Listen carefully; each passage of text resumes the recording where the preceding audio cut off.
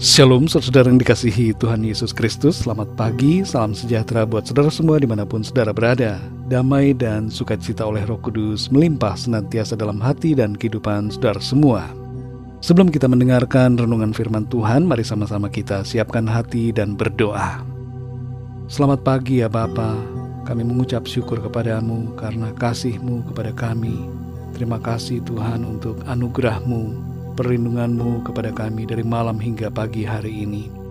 Kembali kami ada saat ini dengan kekuatan, kesehatan, dan berkat Tuhan. Kami bersyukur atas kasih setia-Mu dan segala kebaikan-Mu atas kami. Saat ini Tuhan, kami mau mendengarkan kebenaran firman-Mu. Berbicaralah kepada setiap kami masing-masing. Berikan kami pengurapan-Mu supaya kami dapat mengerti akan maksud dan kehendak-Mu bagi kami. Terima kasih Tuhan. Dalam nama Tuhan Yesus kami berdoa. Haleluya. Amin. Saudara yang dikasihi Tuhan, ayat renungan kita pada saat ini terdapat dalam kitab Keluaran pasal 4 ayat 10-11. Tertulis demikian. Lalu kata Musa kepada Tuhan, "Ah Tuhan, aku ini tidak pandai bicara. Dahulu pun tidak, dan sejak Engkau berfirman kepada hamba-Mu pun tidak. Sebab aku berat mulut dan berat lidah." Tetapi Tuhan berfirman kepadanya, "Siapakah yang membuat lidah manusia? Siapakah yang membuat orang bisu atau tuli? Membuat orang melihat atau buta? Bukankah aku, yakni Tuhan?" Saudara yang dikasihi Tuhan, ada sebuah kisah ilustrasi tentang seorang pemain golf hebat yang merasa dirinya tidak terkalahkan oleh siapapun. Suatu kali ia melihat seorang tunanetra sedang bermain golf. Pemain golf ini lalu mengajak tunanetra tersebut bertanding dengannya dan menawarkan hadiah yang besar. Orang yang buta itu mengatakan bahwa ia menerima tantangan itu, asalkan satu permintaannya dipenuhi. Pemain golf hebat itu berpikir sebentar dan merasa bahwa apapun permintaan orang yang buta ini pasti tidak akan membuat dirinya terkalahkan. Lalu ia pun berkata setuju sebelum mendengar apa yang menjadi permintaan tunanetra itu. Setelah terdengar adanya persetujuan, sang tunanetra ini berkata, "Permintaan saya adalah kita bertanding di malam hari tanpa ada cahaya lampu satupun." Saudara yang dikasihi Tuhan, seringkali kita hanya melihat pada kekurangan diri kita tanpa memperhatikan kelebihan yang Tuhan berikan kepada kita. Karena terfokus pada kekurangan, maka kita merasa kalah dan tidak bersemangat.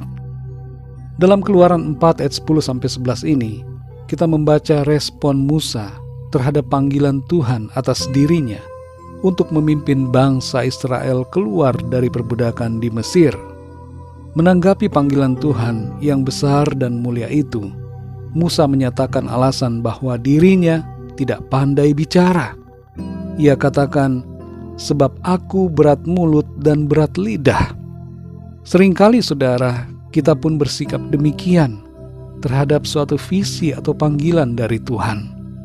Kita terfokus pada kekurangan diri kita dan menganggap nol kekuasaan dan kebesaran Tuhan.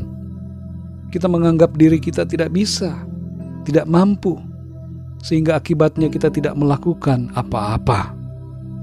Saudara yang dikasihi Tuhan, dalam Filipi 4 ayat 13 tertulis, "Segala perkara dapat kutanggung di dalam Dia yang memberi kekuatan kepadaku." Tidak menjadi soal saudara, apakah diri kita punya kekurangan. Yang terpenting perlu kita sadari bahwa Tuhan sanggup menguatkan, memampukan, dan menolong kita untuk mengerjakan perkara-perkara yang Tuhan percayakan kepada kita. Bahkan Tuhan dapat memakai kekurangan kita untuk menyatakan kebesarannya, sehingga nama Tuhan dipermuliakan melalui kehidupan kita. Dalam kelemahan dan kekurangan kita, kuasa Tuhan sempurna bekerja.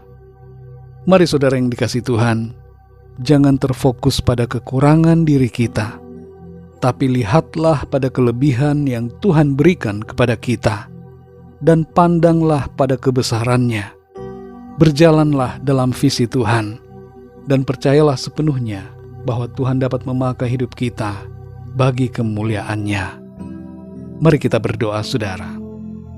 Bapa kami yang di sorga, Bapa, di dalam nama Tuhan Yesus Kristus, kami mengucap syukur untuk firman-Mu yang sudah kami dengar pada saat ini, memberikan kami pengertian bahwa Tuhan, Engkau dapat memakai kami untuk mengerjakan visi dan panggilan Tuhan atas kami.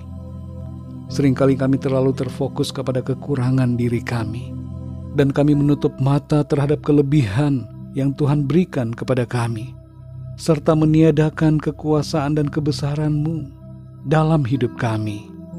Ampuni kami Tuhan, dan ubahkan kami. Kami mau berjalan dalam pimpinan-Mu.